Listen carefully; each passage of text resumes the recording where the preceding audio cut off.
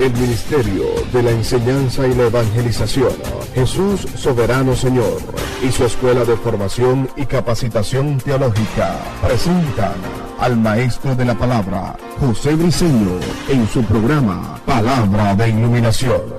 Nuestro mayor objetivo es que el Dios de nuestro Señor Jesucristo, el Padre de Gloria, os dé espíritu de sabiduría y de revelación en el conocimiento de Él, alumbrando los ojos de nuestro entendimiento. Prepárense para escuchar al maestro de la palabra, José Briceño, y su programa Palabra de Iluminación.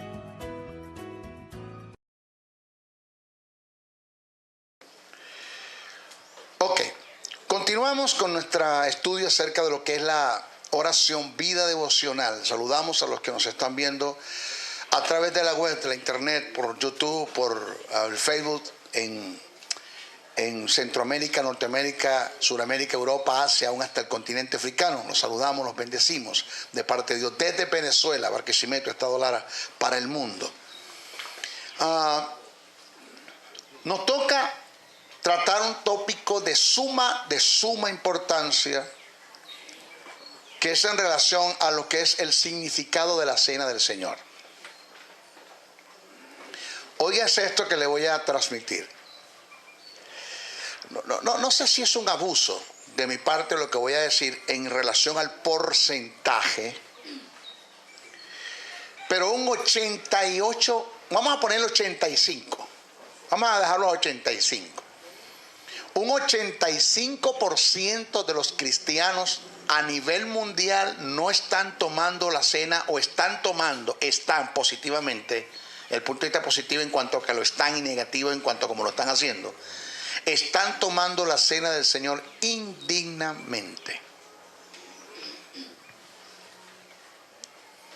Primero, la iglesia o los cristianos no saben qué es indignidad. Cuando Pablo habla de lo que es un tipo de indignidad, ¿de qué indignidad Pablo está hablando? La gente no tiene conocimiento de lo que es probarse, de qué Pablo me manda a probarme. Y la gente no tiene conocimiento de lo que es discernir, qué es lo que voy a discernir, qué significa el término discernir. Primera carta a Corintios, capítulo 11, verso 23 al 30, Pablo dejó asentado correcciones que le hiciera la iglesia. Escuche esto, cito, dice: porque yo recibí del Señor. Vamos a empezar a hacer un análisis del asunto. Porque yo recibí del Señor. O sea, los evangélicos, no ustedes, tienen un grave problema que leen Biblia pero no estudian. ¿Y cuántas veces hemos leído esto? A su nombre, gloria. ¿Cuántas veces hemos leído esto? Como 500 veces esto hemos leído. Pero no tomamos en cuenta algo. Escucha esto acá. ¿Oído? No tomamos en cuenta algo que Pablo dice: porque yo recibí del Señor. ¿Usted no ha notado algo allí? ¿Cuándo Pablo recibió esto del Señor si Pablo nunca vio a Jesús?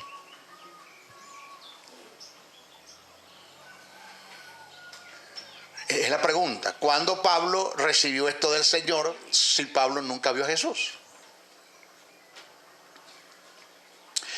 Por allá, desde el punto de vista escatológico, hablando del arrebatamiento de la iglesia, Pablo dice: porque decimos estos en palabras del Señor. Pero si Jesús nunca habló del arrebatamiento de la iglesia.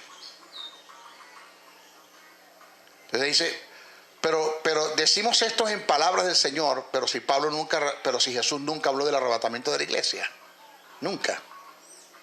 Entonces, cuando Pablo recibió esto del Señor, cuando fue traspuesto hasta el tercer cielo, Pablo se sentó con Jesús y Jesús le dio ciertas orientaciones, indicaciones y correcciones que él debía hacer en la iglesia. Entre ellos está el abuso del tomar la cena del Señor y cómo lo venían haciendo. Dice: porque yo recibí del Señor lo que también os he enseñado, que el Señor Jesús, la noche que fue entregado, tomó pan y habiendo dado gracias lo partió y dijo: tomad, comed, esto es mi cuerpo que por vosotros es partido, haced esto en memoria de mí. El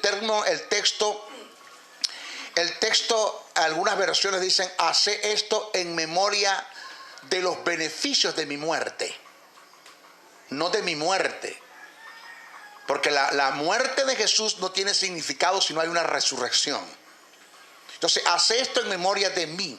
Así mismo tomó también la copa después de haber cenado, diciendo, esta copa es el nuevo pacto en mi sangre. Haced todas las veces que la bebieres en memoria de mí, o sea, de los beneficios de mi muerte. Así pues, todas las veces que comieres este pan y bebieres esta copa, la muerte o los beneficios de su muerte en relación a la resurrección del Señor anunciáis hasta que Él venga. Te apropias en fe hasta que Él venga.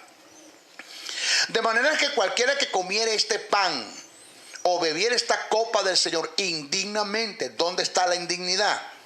Será culpable. El término será culpable es peca en contra del cuerpo y de la sangre. El término será culpable, dice peca en contra del cuerpo y de la sangre del Señor. Por tanto, pruébese. ¿De qué me voy a probar? Pruébese a cada uno a sí mismo. Eso de probarse, siempre nos han dicho, bueno, pruébese en el sentido, hermano, que usted va a tomar la cena, pruébese si usted está mal, está en pecado, si tiene problemas con su hermano, reconcíliese con su hermano, su nombre gloria. Eso, Pablo no está hablando de eso. Esa es la aplicación que siempre se le ha dado en la congregación. Pablo no está hablando de eso. Pruébese cada uno a sí mismo y coma así del pan y beba de la copa. Porque el que come y bebe indignamente, ¿dónde está la indignidad en comer y beber? ¿Ah?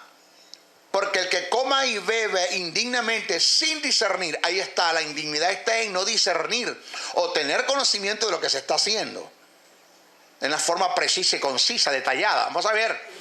Ahora usted se le va a perder un billo. Cuando yo explique todo esto, te va a decir, wow, es una verdad lo que usted dice, maestro. Yo no diría el 95, yo me iría al 98% de los cristianos están tomando la cena del Señor indignamente a nivel mundial. Pablo dice, por eso muchos están enfermos y otros duermen.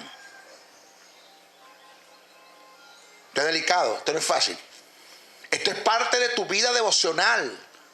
Esto es parte de la vida devocional del creyente, el cual nadie se la puede privar ni prohibir. Pero debes tener cuidado como lo haces. Que lo hagas cumpliendo con los principios del reino. ¿Vea? Porque el que come y bebe indignamente sin discernir el cuerpo del Señor, juicio come. Y no es un juicio que viene de Dios. Se está hablando del resultado que va a venir a la persona por no ser digna. No porque es indigno, sino porque no cumple con los principios y los resultados desde el punto de vista positivo que pueden venir a él por causa de haber tomado la cena del Señor como debe hacerse, no van a venir a él. Por tanto, no es digno de esos resultados. Pero no es que él es indigno. Vamos a explicar eso más adelante.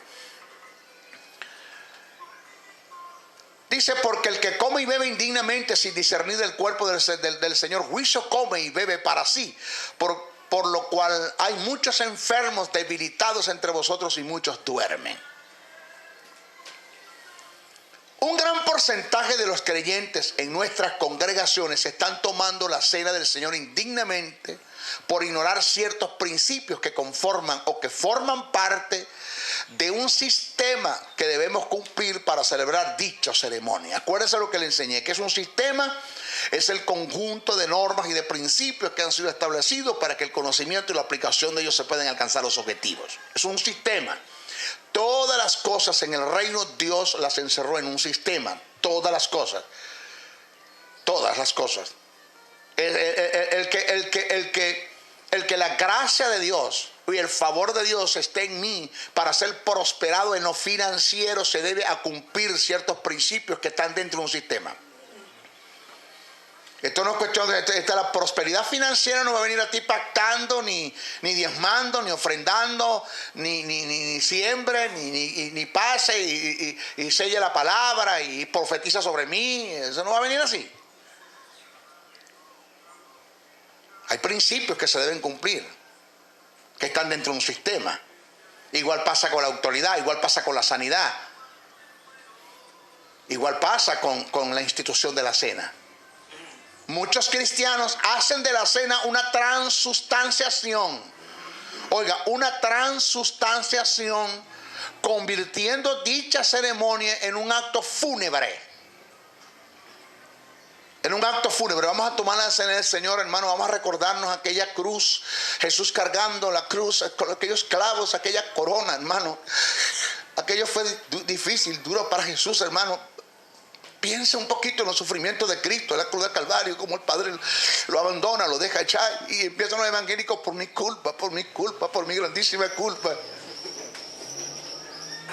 Cuando la cena del Señor, óigame, es una celebración, no una conmemoración. Las muertes se conmemoran, la cena se celebra. Dos cosas diferentes. Otros no conocen la diferencia entre las Pascuas y las cenas, hasta el punto que ahorita hay gente tomando las Pascuas y celebrando las fiestas judías. ¿Eso qué es? Por favor, hasta donde hemos llegado, hasta donde se ha metido la falsa doctrina y el judaísmo dentro de la iglesia por no tener conocimiento de la palabra. Porque una persona que caiga en esa basura, que caiga en esa mentira, en ese engaño, que Pablo lo rechazó y luchó en contra de esa basura, que eso no es nuevo, eso es de los tiempos de Pablo. Pablo rechazó eso. Pablo encaró a Pedro por su hipocresía. Estamos en gracia, Pedro. ¿Qué te pasa? Estamos en gracia. ¿Le vas a imponer carga a la gracia? No hay mezcla, no se puede mezclar la gracia y la ley, jamás se puede mezclar esto. Están celebrando las Pascuas, cuando Cristo fue nuestra Pascua, nuestra última Pascua fue Cristo. Ya la gente tiene que celebrar Pascuas. Entonces, otros no conocen la diferencia entre las Pascuas y las cenas como una nueva institución, Otros desconocen los requisitos para formar parte de dicha celebración, imponiendo mandamientos de hombres, negándole a un pueblo a participar de una ordenanza que es parte de su vida devocional y que de paso es su derecho. Lo vuelvo a repetir, otros desconocen los requisitos para formar parte de dicha celebración y por causa de desconocer estos principios, imponen mandamientos de hombres. Entre ellos, usted tiene que ser bautizado para tomar la cena. ¿Dónde dice la Biblia que yo tengo que ser bautizado para tomar la cena? O sea, búsqueme eso en la Biblia. ¿Dónde está? Eso es catolicismo romano.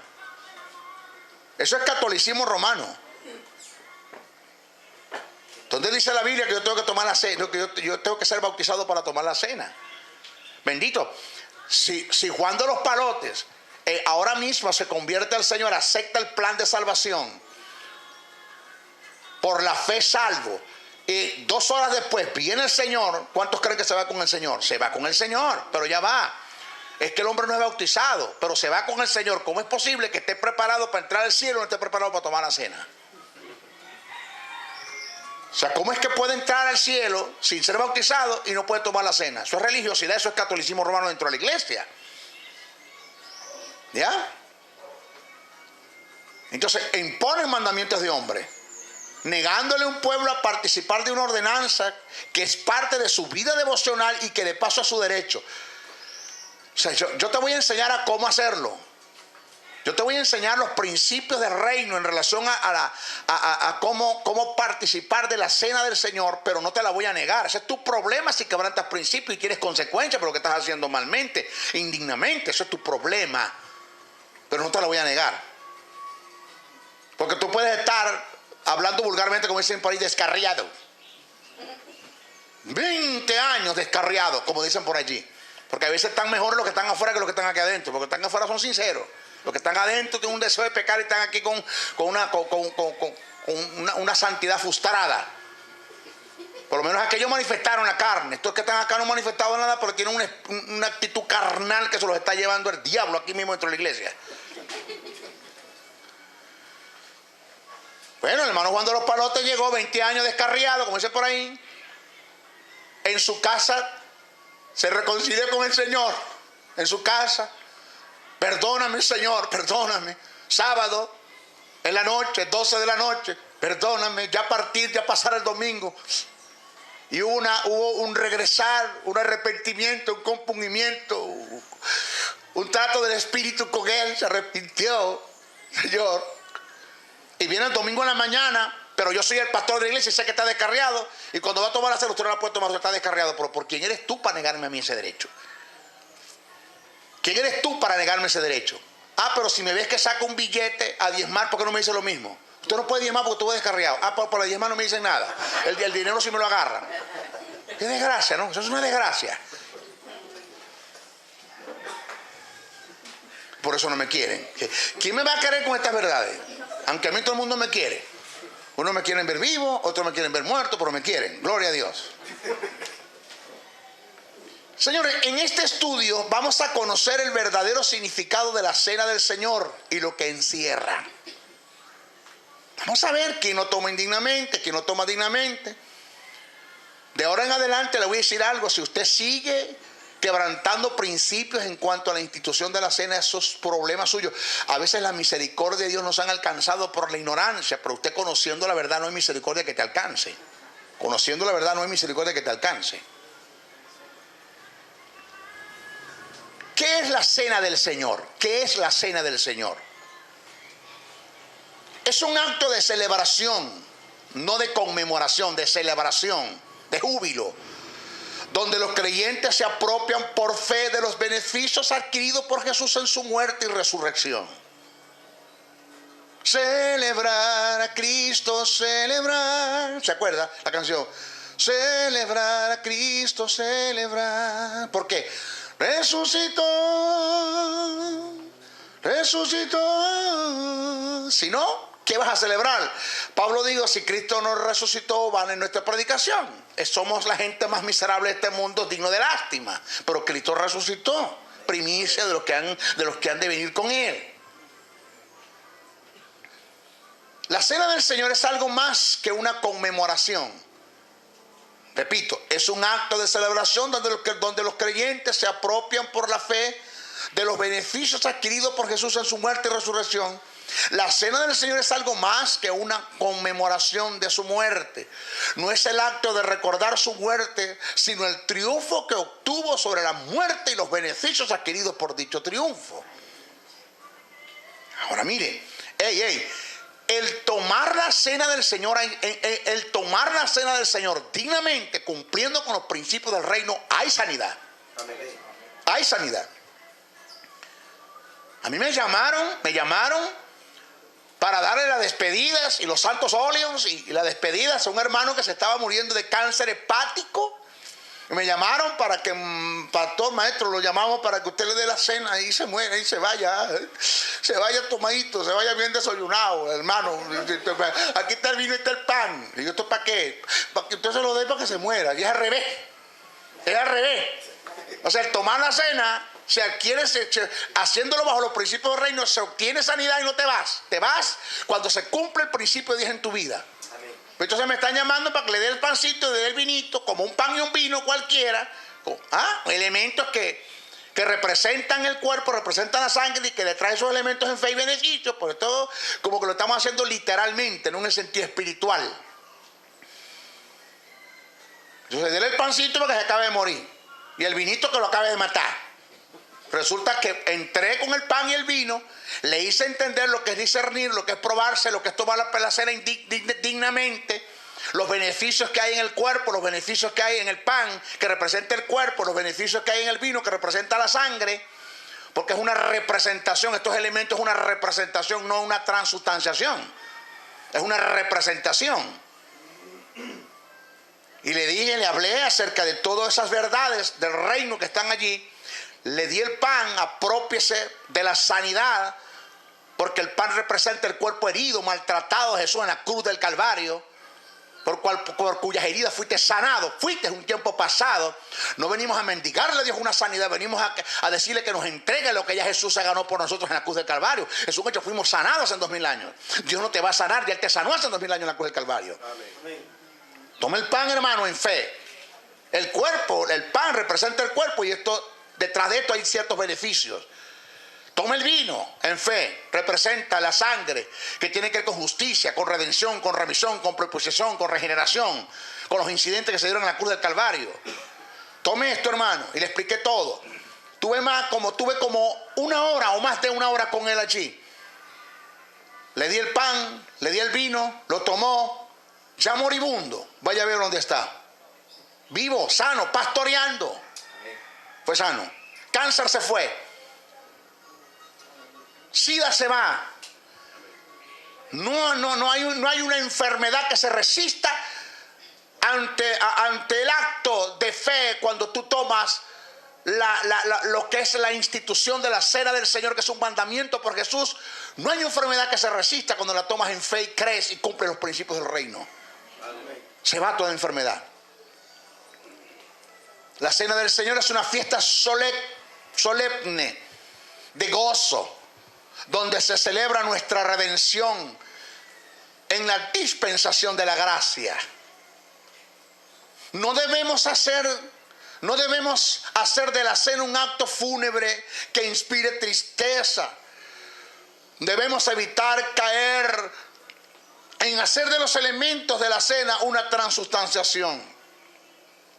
Tras la transustanciación es el acto de hacer de los elementos de la cena, el pan y el vino, algo literal, no entendiendo que el pan y el vino representan simbólicamente el cuerpo y la sangre de Cristo. No es que es el cuerpo y la sangre. No es que el pan es el cuerpo y el vino es la sangre. La hermana Petra estábamos por celebrar la cena y le dieron el pan, le dieron el vino y pegó un grito a la hermana Petra de pronto. Cuando yo estaba allí como el ministro para dicho acto, le dije, hermana Petra, ¿qué pasó? Que gritó, ¡ay, que se me cayó el cuerpo de Cristo! El pedazo de pan se le cayó. Se me cayó el cuerpo de Cristo, maestro. No hay problema, hermana, agarre otro pedazo de pan y ya está. Ese pan, póngalo por otro lado y ya está, eso no se preocupe. Pero es el cuerpo. No, eso no es el cuerpo, es un pedazo de pan que representa el cuerpo. ¿Aló? Entonces ponemos la fe en el pedacito de pan. Hubo una hermana que iba a agarrar la mitad del pan. Hermano, ¿y por qué tanto pan? Porque mientras más pan, más cuerpo. Por favor. Mientras más grande es el pan, mejor es más grande es el cuerpo. Por favor. ¿Aló? Hay que tomar en cuenta que el término "esto es mi cuerpo", que Jesús utilizó en el pasaje cuando estaba tomando la cena, "esto es mi cuerpo", en el griego es de género neutro. Y por esta razón concuerda con cuerpo y no con pan. Y por esta causa algunos teólogos alegan que en el momento que Jesús dijo dicha expresión, lo hizo haciendo señal hacia él mismo, refiriéndose a su cuerpo personal, quedando el pan como símbolo, cosa que no pudo hacer con el vino para referirse a la sangre. En el aspecto gramatical cambió la expresión. Jesús dijo en cuanto a la sangre, esta copa es el nuevo pacto en mi sangre, ya que no podía abrirse las venas para que la sangre corriera y poderla mostrar en lo personal. La transustanciación es una doctrina de la Iglesia Católica y está en parte dentro de la Iglesia Evangélica. Fíjese.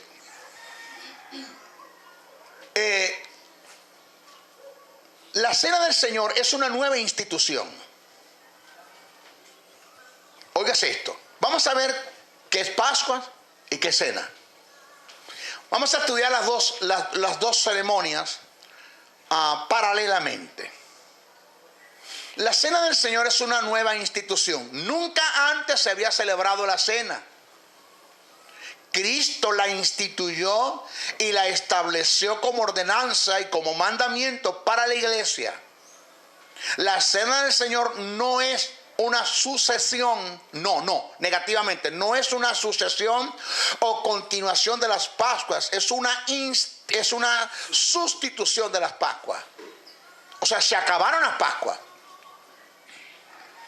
La misma noche que Jesús tomó las últimas Pascuas con sus discípulos, se instituyó por primera vez la cena del Señor. Y eso está registrado en Mateos. Cito. Mientras comían ¿qué? Las Pascuas. Mientras comían ¿qué? Las Pascuas. Tomó Jesús el pan, bendijo y lo partió y dio a sus discípulos y dijo, tomad, comed. Pero ya va, ¿no estaban comiendo ya? ¿Ya no habían comido? Porque el texto dice mientras comían ¿qué? Las Pascuas. Se instituye la cena. Debemos tomar en cuenta que Jesús les dio el pan para comer cuando ya estaban comiendo. Mateo 26, 26, Marcos 14, 22. La primera comida era las Pascuas y la segunda la institución de la cena. Cito: y mientras comían, tomó Jesús el pan y bendijo y lo partió y dio a sus discípulos. Y dijo: tomad, comed, esto es mi cuerpo. Y tomando la copa, habiendo dado gracias, les dio, diciendo: bebed de ellas todos, porque esto es mi sangre del nuevo pacto, que por muchos es derramada para la remisión de los pecados. Mateo 26, 26, 28. Marcos 14, 22, 24 dice: y mientras comían, Jesús tomó pan y bendijo y lo partió y les dio, diciendo: tomad, esto es mi cuerpo.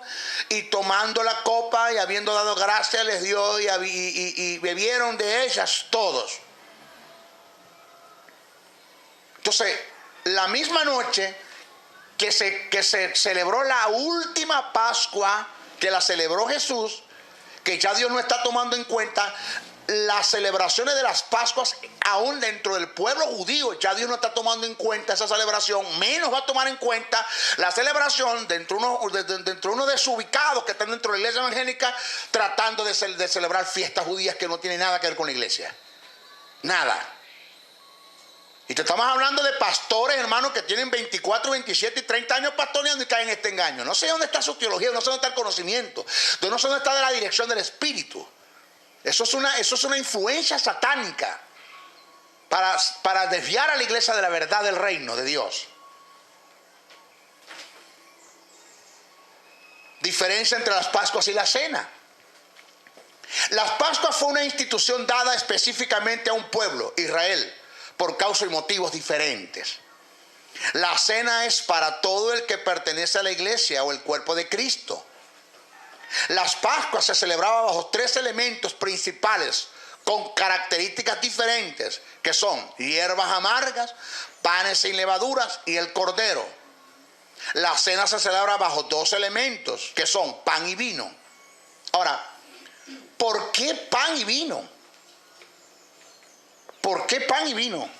Me hice una pregunta a una persona por internet: maestro, ¿por qué pan y vino? El pan y el vino fue un precedente que se dio como tipo en la vida de Melquisedec y Abraham, como tipo de Cristo entregando su cuerpo y su sangre al Padre en acto de redención, remisión y propiciación. La gente no ha visto ese fondo espiritual allí, que Melquisedec el acto es una figura de Cristo. No es que Melquisedec es Cristo en el Antiguo Testamento. No. Eso lo vamos a enseñar cuando enseñemos de cristología de alta crítica. Le voy a enseñar a usted que Melquisedec no es Cristo en el Antiguo Testamento. ¿Ya? Y eso lo vamos a estudiar después. Pero el acto es una figura. Cuando Melquisedec entrega el pan y el vino a Abraham, Abraham representa al Padre, Melquisedec representa a Jesús. Es un acto dándose en libación al Padre, entregándose por los pecados de la humanidad, en acto de redención, remisión y propiciación. Entonces dice: entonces Melquisedec, rey de Salem y sacerdote del Dios Altísimo, sacó pan y vino y le bendijo diciendo: bendito seas Abraham. Melquisedec entrega pan y vino. Estos fueron los elementos que fueron tomados en cuenta por Jesús en el momento de instituir la cena. Según las Escrituras, Melquisedec en su sacerdocio es un tipo de Cristo. En su sacerdocio, no es que Melquisedec es Cristo, en su sacerdocio. Dice el texto: donde Jesús entró por nosotros como precursor, hecho sumo sacerdote para siempre según el orden de Melquisedec. Ahora, eso está en Génesis 6:20. Según las Escrituras, Abraham es tipo del Padre eterno. Aconteció que murió el mendigo y fue llevado por los ángeles al seno de Abraham. Y murió también el rico y fue sepultado. Y en el Hades alzó sus ojos estando en tormentos y vio de lejos a Abraham y a Lázaro en su seno. Entonces él, dando voces, dijo: Padre Abraham, ten misericordia de mí. Para que usted vea cómo hay una semejanza entre Abraham representa al Padre y Melquisedec representa al Hijo, y por eso es que Melquisedec presenta pan y vino, que son los elementos que Jesús presentó en la cena. La cena que se presenta en las Escrituras, donde Melquisedec le hace entrega a Abraham el pan y el vino, la escena que se presenta en la Escritura, donde Melquisedec le hace entrega a Abraham el pan y el vino, es un tipo de la entrega que Jesús hizo de su vida a Dios como ofrenda de sacrificio, cumpliendo las demandas del nuevo pacto. Pacto que hizo Dios con Jesús para la restauración de los pactos que hizo Dios con Israel, que cuyos pactos fueron quebrantados, según Gálatas 3, 16, 18. Y a su vez cumpliendo Jesús las demandas del nuevo pacto como fiador del pacto, según Hebreos 7, 22, se hace acto de regeneración en redención y remisión, propiciación de la raza humana caída en Adán, dándole inicio a la dispensación de la gracia, pasando nosotros como iglesia a ser herederos de Dios y coherederos en Cristo de los beneficios de Dios, según Hebreos 13, 20. Hebreos 13:20 dice: y el Dios de paz, que resucitó de los muertos a nuestro Señor Jesucristo, el gran pastor de las ovejas, por la sangre del pacto eterno. Romanos 8, 16, 17 dice: y el Espíritu mismo da testimonio a nuestro espíritu que somos hijos de Dios, y si hijos, también herederos de Dios y coherederos en Cristo.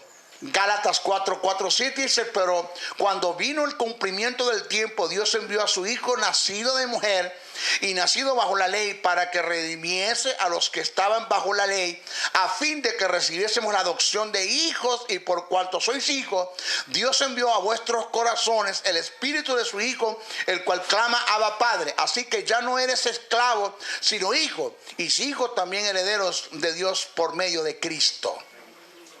Ay, mamá. Cabe aclarar que mientras no se solventara la deuda que tenía un pueblo llamado Israel con Dios, Dios no podía comenzar una relación con un nuevo pueblo, que es la iglesia. Y es esto.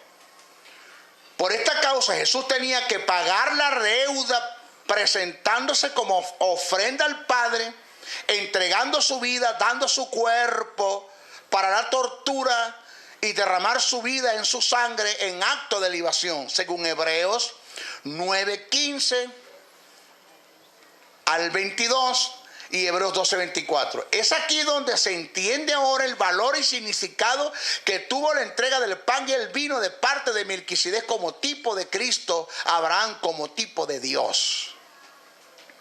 Eso está escrito en Hebreos 8, 13. Lo otro, la Pascua fue instituida en el antiguo pacto. La cena del Señor le dio inicio y se celebra los beneficios de carácter espiritual del nuevo pacto en la dispensación de la gracia, según Mateo 26, 28, primera carta a Corintios 11, 23, 25. ¿Cómo se debe tomar la cena? Vamos a ver. ¿Cómo se debe tomar la cena? Para participar de la cena en una forma apropiada y no quebrantar principios, debemos conocer las características de 3 términos para obtener sus valores, términos que Pablo mencionó en el pasaje, que son indignidad, discernir y probarse. Ahora, ¿cuántos han leído la carta que Pablo presenta a los Corintios, donde anuncia la institución de la cena? ¿Cuántos la han leído? Amén. ¿Cuántas veces la has leído? Maestro, como 500 veces. ¿Quién ha tomado en cuenta los términos indignidad, discernir y probarse? ¿Quién ha estudiado eso? ¿Usted no se ha dado cuenta que la iglesia, que los cristianos en la iglesia evangélica lo que hacen es que leen Biblia pero no estudian? Ese es el grave problema que tiene la iglesia, que la iglesia lee Biblia pero no estudia las Escrituras. ¿Por qué no se ha detenido a estudiar qué es indignidad, qué es discernir y qué es probarse? Pues al no detenerme a estudiar esto, pues simplemente yo la tomo y dale, deja lo que se mueva. No, vamos a analizar esto. Debemos tomar en cuenta qué es indignidad y por qué se da la indignidad. ¿Qué es discernir y qué es lo que voy a discernir? ¿Qué es probarse y de qué me voy a probar? ¿Ok? Pablo dice que para tomar la cena dignamente debo discernir lo que estoy haciendo. Pero para discernir y no entrar en indignidad, debo probarme a mí mismo para que haya una aprobación y sea apto para lo que vaya a hacer. Una vez que quede aprobado, producto de la prueba, tengo la capacidad de discernir.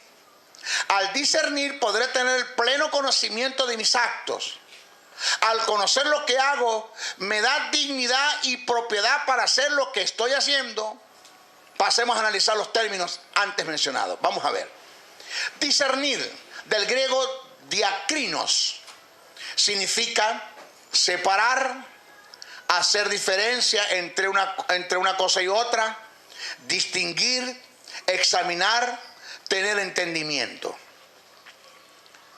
Cada uno de los elementos de la cena encierra un significado que proporciona unos beneficios. En la celebración de las Pascuas se tomaba en cuenta 3 elementos. ¿Cuáles son?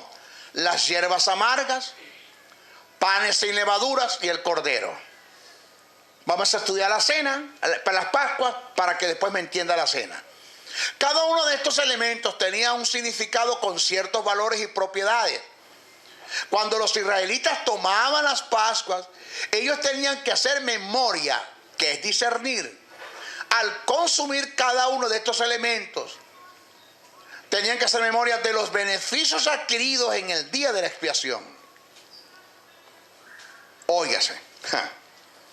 Cuando comían las hierbas amargas, hacían memoria y eran agradecidos de haber sido librados del yugo de esclavitud. Por eso les mandó a comer hierbas amargas. La amargura, el estar comiendo las hierbas amargas, esa amargura, aunque hubo un remanente de Israel que no pasó por la esclavitud de los egipcios, pero comiendo estas hierbas amargas como institución de Dios perpetuamente, en el término perpetuo no es que se va a hacer toda la vida, sino hasta la dispensación de Israel, hasta la dispensación de la ley, hasta que esto llegue, hasta que se culmine el programa de Dios con Israel. Cada persona que comía o israelita que comía las hierbas amargas, aunque no haya pasado por la esclavitud, las hierbas amargas le hacían recordarla por la esclavitud que pasó que habían pasado sus padres o sus antepasados. Ellos comían la hierba, wow, hierba amarga. Entonces aquel viejito, el tatarabuelo, el bisabuelo se lo quedaba mirando y dice, ¿es amarga la hierba? Sí, bueno, esa amargura nos hace a nosotros recordar de la esclavitud que nos libró a nosotros nuestro padre Abraham. A usted nunca se le olvide eso. Yo pasé por allí, usted no pasó por allí, pero cada vez que se come esas hierbas usted se va a acordar de eso. Eso es discernir. Discernir es tener conocimiento de lo que estoy haciendo y lo que representa los elementos. Cuando comían el pan sin levadura, entendían su destino como pueblo separado en consagración para Dios y sacados de medio de un pueblo pagano, panes sin levaduras. Y al comer el cordero eran agradecidos por la prolongación de vida al ser libres del ángel de la muerte. Maestro, yo pensaba que al comer el cordero ya hacía memoria de Cristo. No existía Cristo. No estaba Cristo todavía. Oído. Todos estos actos que los israelitas hicieron sobre los elementos se les llama discernir. El no hacerlo bajo estas pautas es entrar en indignidad. En cuanto a la cena, esta se celebra bajo 2 elementos, el pan y el vino. Cada uno de estos elementos encierra un significado que nos da unos beneficios. Discernir implica, en cuanto al pan y el vino, en cuanto a la celebración de las Pascuas, discernir indica conocer el significado de cada uno de los elementos y apropiarse de sus beneficios en fe. Maestro, ¿se le puede dar la cena a los niños? No, porque ellos no saben lo que están haciendo. Ellos no saben lo que están haciendo. Ahora, si un niño ya tiene conocimiento de esto, y sabe, y es avanzado en el conocimiento, en la sabiduría, y entiende este principio espiritual, dale la cena. ¿Quién le dice que no? Aceptó el plan. Si toma la cena es porque aceptó el plan de salvación. Entiende que es redención, que es remisión y que es propiciación. Entiende que es regeneración. Entiende que es ser hijo de Dios. Entiende que es justicia. Entiende que es vida. ¿Él sabe eso? Sí. Explícale cómo hacerlo. Ajá, dásela. Pero lo que tiene son 8 años. Pero sabe lo que está haciendo. Dásela. Pero si no sabe lo que está haciendo, ¿por qué se la vas a dar? Pero es que no le he bautizado. ¿Quién dice que tiene que ser bautizado? Bendito. ¿Por qué pones a orar a los niños de 4 y de 5 añitos y no le das la cena? ¿Por qué para orar no tiene que ser bautizado y para tomar la cena sí? Entiendo, si tiene 4 o 5 años y no sabe lo que va a hacer, no se la des. Porque hay que discernir. Hay que tener conocimiento de lo que se está haciendo. Discernir implica conocer el significado de cada uno de los elementos y apropiarse de sus beneficios en fe.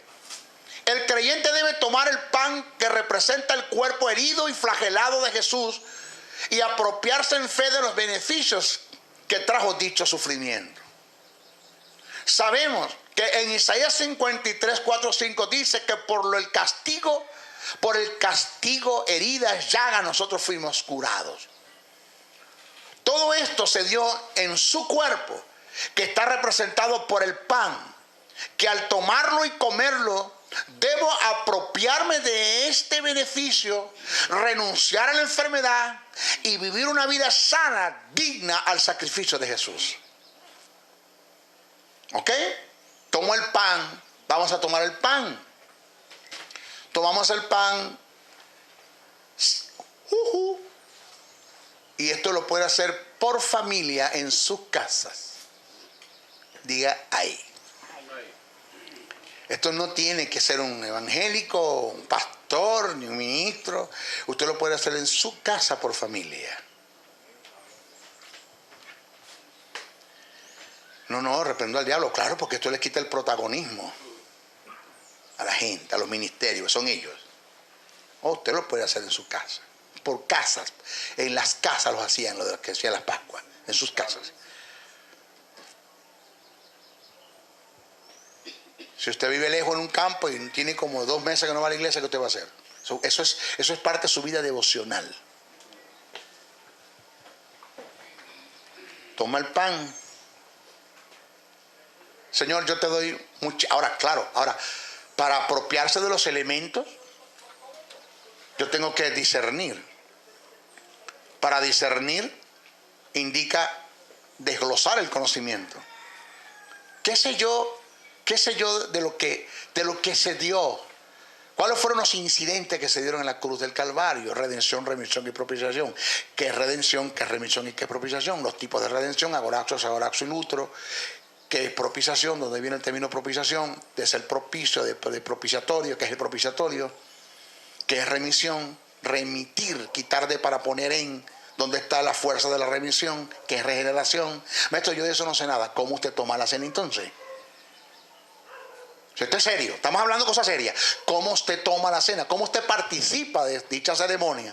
¿Y cómo usted se hace beneficio si usted está tomando la cena indignamente porque usted no tiene conocimiento de lo que está haciendo? O sea, yo te digo gracias, Señor, porque este pan representa tu cuerpo,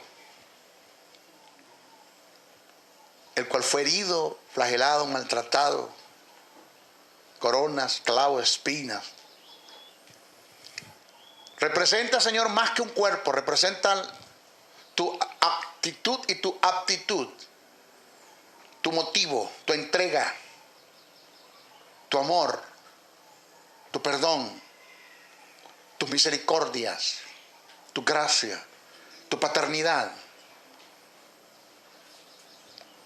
Demuestra el acto de libación, donde tú Jesús te entregas al Padre como ofrenda y como sacrificio, y el Padre recibe la ofrenda del sacrificio. Donde no hay un acto de egoísmo, donde no pensaste ni en ti mismo, ni siquiera tu Padre pensó, y que dice que no escatimó a su propio Hijo para enviarlo a morir por nosotros. Isaías dice que por cuyas heridas, que el texto no dice herida, ¿no? El término herida no se limita a las flagelaciones, a las perforaciones, a las heridas, a los látigos, no. El texto no dice por cuyas heridas, sino el texto dice sino por cuyo dolor integral que Él pasó en su espíritu, en el alma y en el cuerpo, nosotros fuimos sanos. Amén. Te doy gracias. Porque este pan representa, Señor, tu cuerpo. que me da derecho a mí de demandarle a Dios mi sanidad, porque yo no tengo que mendigarle a Dios una sanidad, ni tengo que pedirle a Dios que me sane. Pedir es solicitar algo que tú tienes que no me pertenece. Demandar es solicitar lo que tú tienes que me pertenece. Yo no le vengo a pedir a Dios que me sane, le vengo a demandar que me entregue la sanidad que ya Jesús se la ganó por mí en la cruz del Calvario. Amén. Esto es un acto de fe. Y te doy gracias, Señor, porque esto representa el pan y en fe lo tomo. Pero después que tú te tomas, o sea, si el tomar el pan que representa el cuerpo y detrás de eso hay beneficio, el hacerlo sin tener conocimiento de lo que estás haciendo, eso es indignidad. También es indignidad, aún haciéndolo con conocimiento y después salir confesando enfermedades. Porque si lo hiciste en fe, ¿por qué confiesas enfermedades entonces? O sea, yo no puedo patear lo que hice con mis manos. Si yo tomé el pan en fe, no confiese enfermedades. Usted mantenga la fe de lo que usted hizo en la ceremonia. Amén. Aunque no vea resultados en su cuerpo, los resultados van a venir, pero usted manténgase. ¿Aló? Ahora vamos al vino. Al tomar el vino que representa la sangre, debo apropiarme de todo lo que representa la justicia, que vino producto de la sangre y los beneficios que se dan por la justicia. Ahora, ¿qué sabe la iglesia de justicia? Yo escribí un libro acerca de lo que se llama la fuerza de la justicia. Lo escribí. Y aquí hubo un pastor en la ciudad de Venezuela que yo traje una actividad a su iglesia y se compraron, creo que se vendieron un lote de libros. Y por él no entender lo que está escrito en el libro, le dijo a sus feligreses que le trajeran el libro y recogió los libros y los quemó todos. ¿Cómo es posible que a teólogos católicos como Martín Lutero, Juan Hus y Calvino fue a quien Dios le revela la verdad en relación a la justicia? Lo que es redención, lo que es remisión, lo que es propiciación, lo que es el misterio del cambio, lo que es un mesite, lo que es un mediador, lo que es un sumo pontífice. Cómo la justicia se da por gracias y no por obras, que no hay una mezcla de obra y gracia. ¿Quiénes entendieron eso? Teólogos católicos que no salieron de la iglesia católica, se quedaron allá, que fueron llamados los reformadores. Y los evangélicos no entienden estas verdades. Estas verdades no las entienden. Tergiversan los pasajes, no entienden lo que es justicia, no entienden lo que es vida, no entienden lo que es la soteriología en cuanto a la salvación. Cometen un pecado, alguien te comete un pecado en la iglesia, por decirte algo, y lo cercenan, lo execran, no hay perdón, no hay justicia, disciplina, 2 años, lo inactivan, desastre. Y para usted de contar.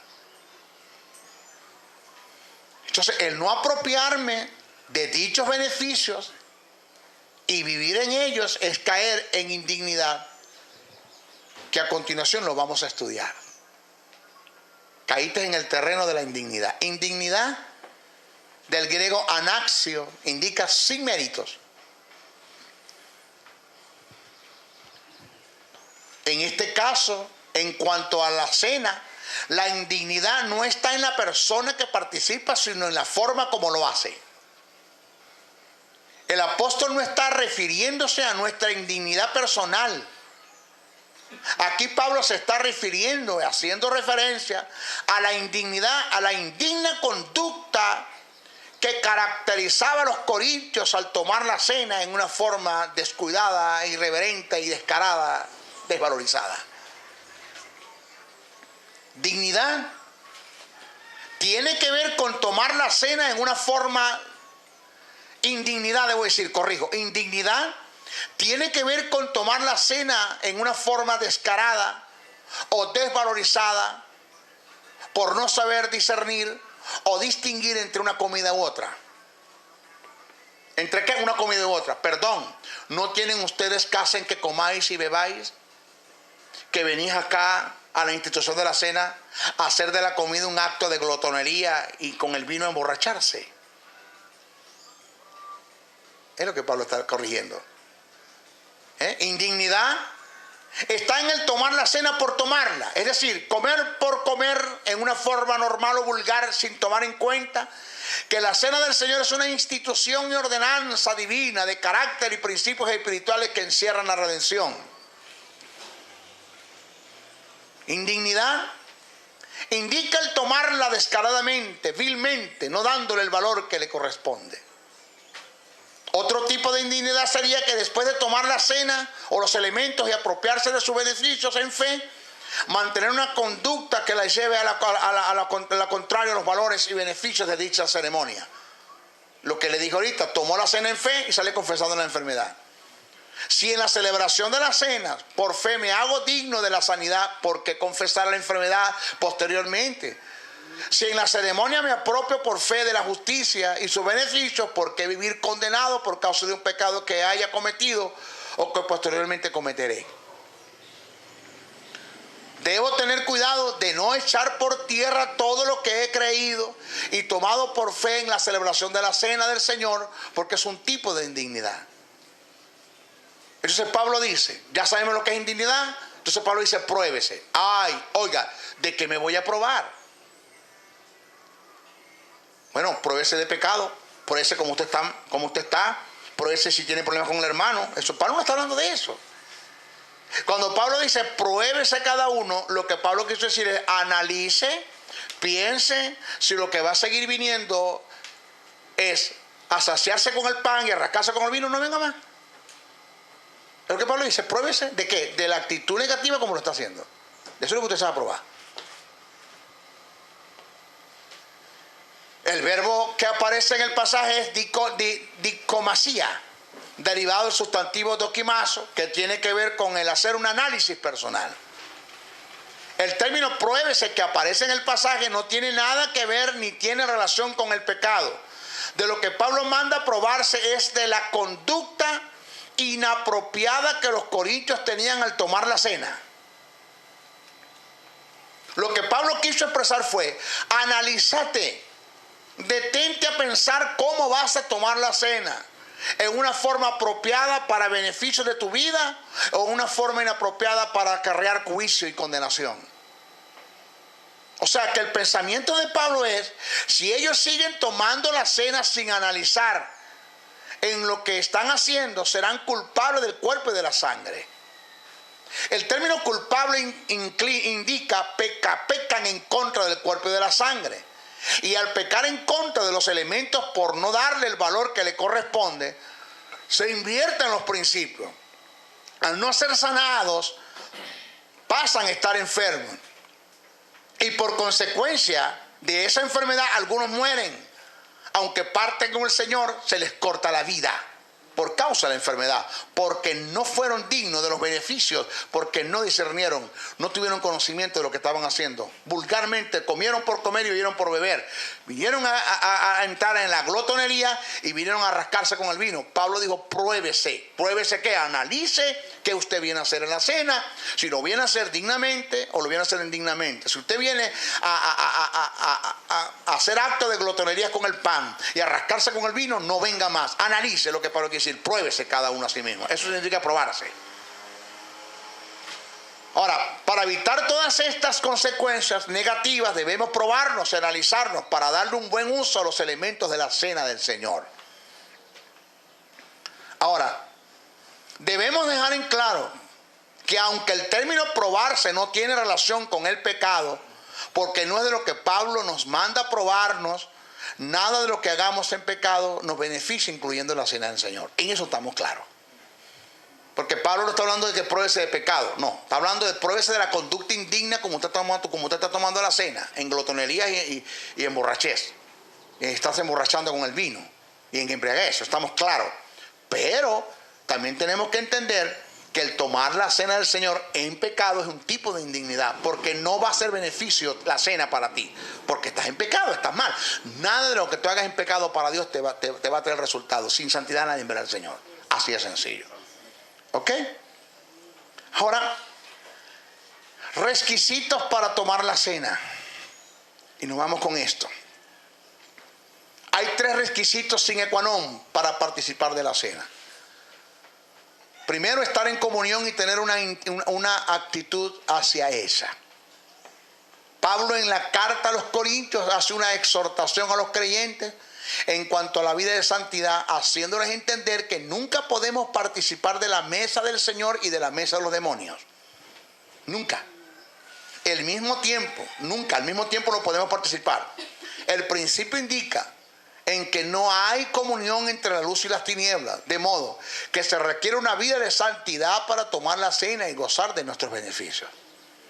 ¿Estamos claros? Primera carta a Corintios, capítulo 10, verso 21, Pablo dice: no podéis beber de la copa del Señor y la copa de los demonios. No podéis participar de la mesa del Señor y de la mesa de los demonios. O sea, toda persona que esté en pecado no debe participar de la cena del Señor, porque es un tipo de indignidad.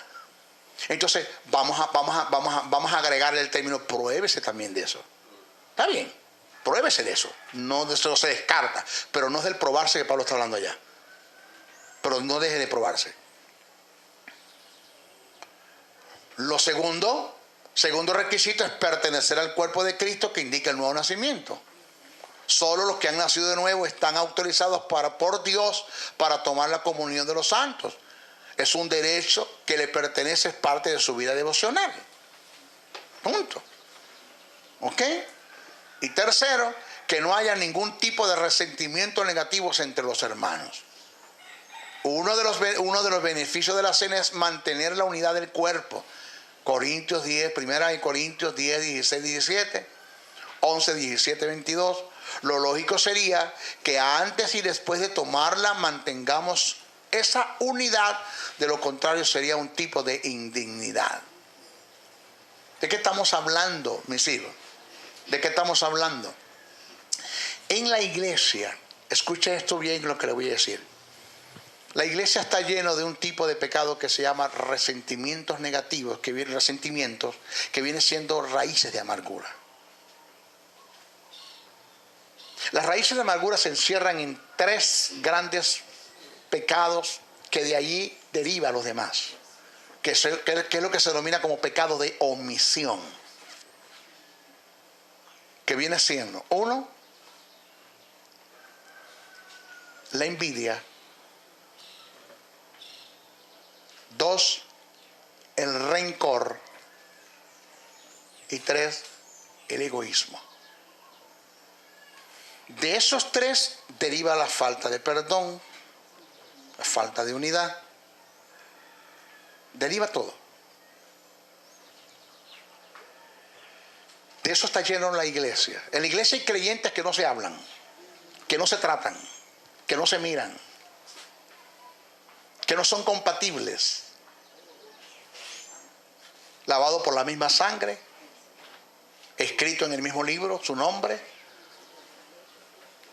supuestamente adoramos al mismo Dios. Pero eso está en la iglesia. O sea, mi esposa me decía, porque ya no me lo dice, él lo entendió, que el hombre más gafo, más tonto, más estúpido, así me decía, de este mundo eres tú, o eres el más espiritual. Porque la gente te despelleja, te deshuesa, te desgrana, te hace de todo, te manimpone. Y cuando lo consigue, lo que le das es un abrazo y un beso. No hay lugar para la venganza. En un hombre lleno del Espíritu y lleno de los principios del reino, no hay lugar para el odio, para la venganza, para las raíces de amargura, para el rencor, para la falta de perdón, para ningún tipo de resentimiento. No hay lugar para eso. Entonces no me vengas a decir, hermano, que te vas a reconciliar con tu hermano porque vas a tomar la cena. Después que la tomes, sigues con el problema. Sí. La unidad debe reinar en la iglesia como principio de vida. La unidad debe ser un estilo de vida en el creyente. Un estilo de vida en el creyente. Entonces eso de que vamos a tomar la cena y hermano, si tiene algo con sus hermanos, vaya y pídele perdón, le pido perdón, me la tomo y después sigo con la yuca atravesada en el corazón. Eso no funciona así. O sea, no debe haber lugar para esto. Amén. Y el otro requisito es discernir el cuerpo. Pablo dice que el que toma y bebe sin discernir indignamente la hace. Sabemos que el discernir tiene que ver con el pleno conocimiento de lo que se hace, el apropiarse en fe de los beneficios que encierra cada uno de los elementos. Nunca debemos olvidar este principio. Eso nosotros lo aprendimos. Por esta causa no estoy de acuerdo que se le ministre cena a los niños si no están conscientes de lo que ellos hacen. El ser bautizado no es un requisito para tomar la cena del Señor. El ser bautizado para tomar la cena es una doctrina del catolicismo, y esto lo deducen de una mala interpretación que se le ha dado a Colosenses 2:11, 12. Según esta posición, el bautismo es una sucesión de la circuncisión, según la teología católica, como lo es la cena de las Pascuas. Si para tomar las Pascuas tenía que ser circuncidado, por lógico, para tomar la Eucaristía tienes que ser bautizado. Cuando analizamos el pasaje, Pablo nos enseña que la circuncisión a la que él hace referencia se trata del nuevo nacimiento en el creyente. Además, el bautismo hace referencia a una manifestación externa donde el creyente da fe pública de un nacimiento en Jesús. Según este pasaje, para Pablo lo que vino a sustituir la circuncisión es el nuevo nacimiento, así como la cena sustituyó las Pascuas. De modo que no es bíblico ni es escritural someter a alguien al bautismo para tomar la cena. Se ha dado el caso de creyentes que en el momento de su conversión fueron bautizados por el Espíritu Santo. Mi pregunta es, ¿cómo es que estaban preparados para recibir el Espíritu Santo y no están preparados para recibir la cena del Señor? Si mueren en el momento, ¿se van para el cielo? Sí. ¿Cómo están preparados para entrar al cielo y no están preparados para tomar la cena del Señor? Hago otra observación. Si Cristo viene por la iglesia, lo que decía en este caso. Mi pregunta es, ¿cómo es que están preparados para entrar al cielo y no están preparados para tomar la cena? En conclusión, al tomar la cena, es un derecho que todo nacido de nuevo, que forma parte del cuerpo, cumpla con los principios antes mencionados, está apto para tomar, y nadie en la congregación se le puede evitar. Es parte de su vida devocional y es su derecho. ¿Ok? Bendiciones, bendiciones, bendiciones. Si has sido bendecido a través del mensaje transmitido en este programa, comunícate por los teléfonos 0058-416-860-7602, 0058-414-9992 o al 0058-261-737-3387. Escríbenos a los correos electrónicos josebriceno77@hotmail.com, JesusSoberano77@hotmail.com. Y si deseas seguir disfrutando de estos mensajes, ingresa a nuestro portal web maestrojosebriceno.blogspot.com. Suscríbete a nuestro canal en YouTube o visítanos en Facebook. Será hasta una nueva oportunidad en su programa Palabra de Iluminación.